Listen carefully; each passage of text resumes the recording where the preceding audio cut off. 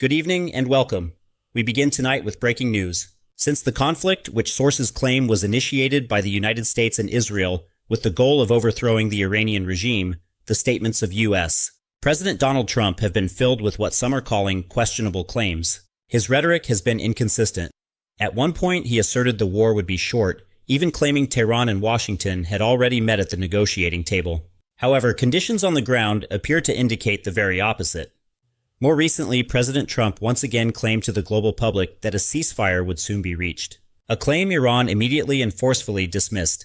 And far from moving towards peace, we are now getting reports that Iran is preparing for a direct confrontation with U.S. and Israeli forces. This escalating situation is now raising serious questions. Chief among them, is control of this conflict slipping from the hands of the United States and Israel? This comes amid the stark reality that Iran is not an opponent that can be easily toppled. Initially, it appeared both President Trump and Prime Minister Netanyahu believed their combined strength would be enough to conquer Iran in a short time. They also seemed to believe the fallout from such an operation could be contained. But the reality on the ground has unfolded very differently. Iran, we must remember, is a large country. Tehran has now openly declared its readiness for a long-term war. Meanwhile, both the United States and Israel are reportedly beginning to show deep concern about the direction of this conflict. The reason appears clear. Iran's attacks on Gulf nations and the threat to close the vital Strait of Hormuz were reportedly not part of their initial calculations. And now Washington and Tel Aviv are beginning to understand that Iran is not as weak as it may have once appeared. One of the clearest signals of this came when a U.S. Navy F-18 Super Hornet, operating from an aircraft carrier, conducted a daring low-altitude attack using its cannon. The assumption may have been that Iran did not possess weaponry advanced enough to threaten the fighter jet. The opposite, however, occurred. The F-18 was reportedly hunted by an Iranian portable air defense system. And although it managed to escape, the incident sent a powerful signal to the United States and Israel that reckless attacks inside Iranian territory are not a safe move. Separately, amateur footage has emerged alongside claims from Iran, allegedly showing a U.S. F-18 fighter jet being shot down by an advanced air defense system.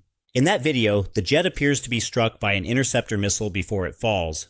However, CENTCOM has denied the claim and the footage, asserting that no F-18s have been shot down. But now, reports are emerging that challenge those denials. New footage is said to show the ferocity of Iranian ballistic missile attacks on several cities in Israel. Those cities were reportedly hiding locations for about 10,000 Israeli soldiers.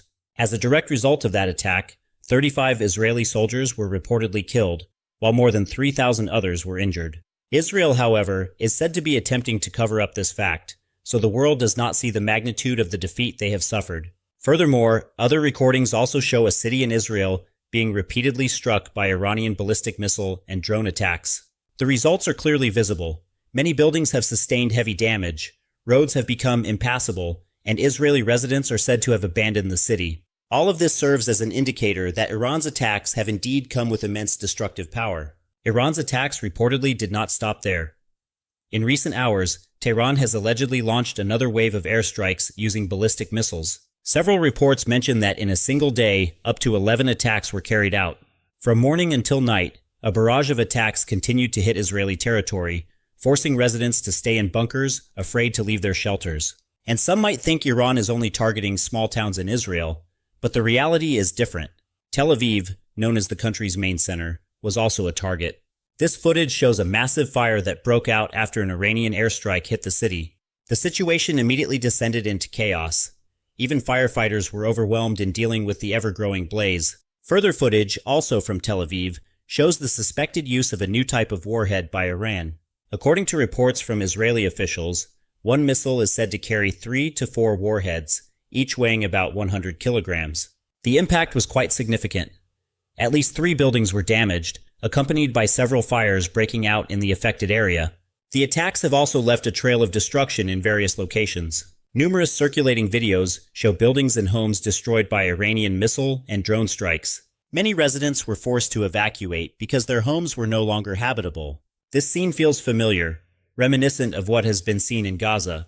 The difference is that a similar situation is now reportedly occurring in Tel Aviv. It raises the question, is this a form of karma turning back on itself?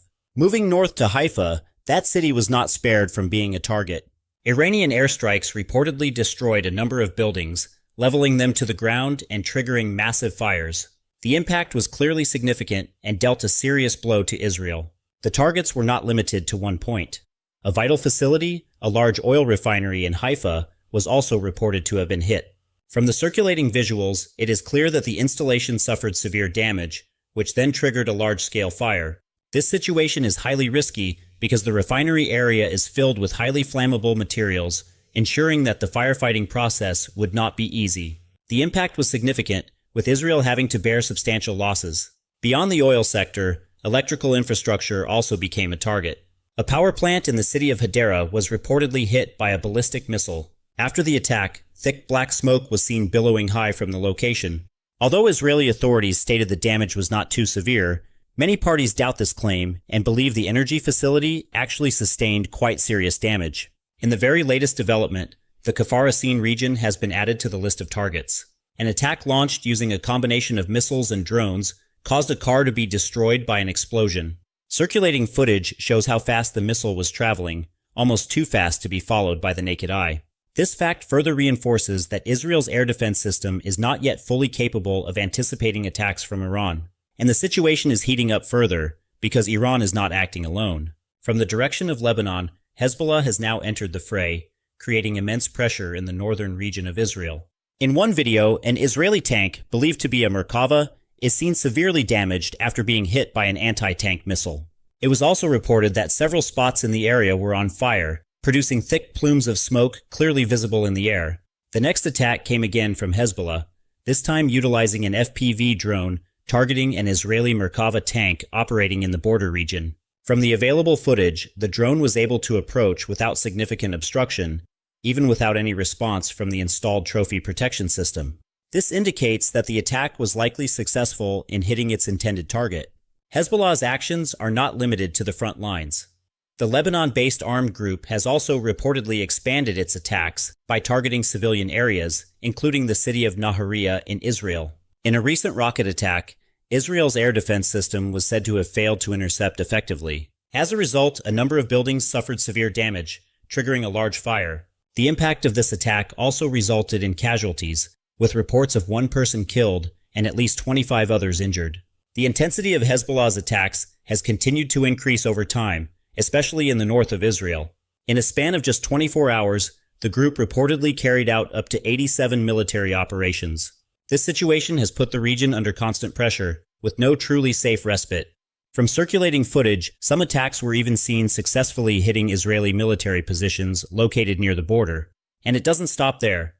Hezbollah also claims to have expanded the range of its attacks by launching missiles towards central Israel, including Kiryat Shmona. With the weaponry they used, Hezbollah stated its targets include the main headquarters of the Israeli Defense Forces in Kiryat Tel Aviv. Additionally, further rocket attacks were reported to have hit communities on the northern border at night, including the Sovet area and the Golan Heights.